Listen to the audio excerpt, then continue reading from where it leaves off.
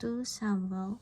2 Samuel provides a biography of life of one of history's greatest human leaders.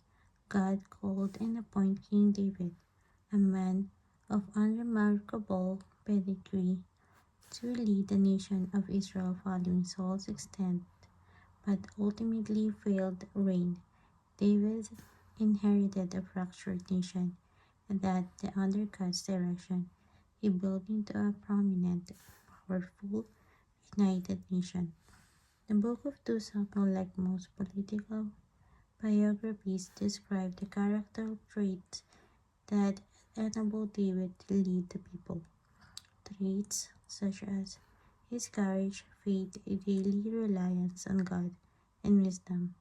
David's failures are also chronicled throughout the book, as his lust and pride ultimately hindered his leadership and result in tragic consequences for David, his family, and the nation.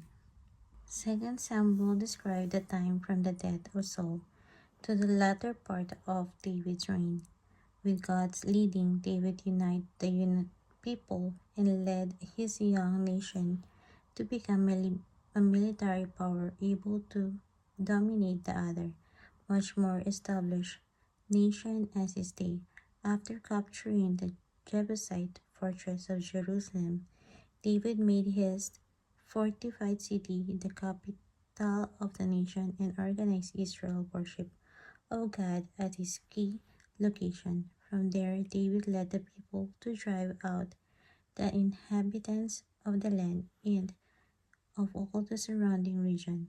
Israel's burgeoning military power, combined with the waning influence of the pagan nation, allowed David to eventually control territory from the border of Egypt to the Euphrates River. God's leadership over Israel and their submission to his rule allowed them to appropriate the blessing found in the promised land.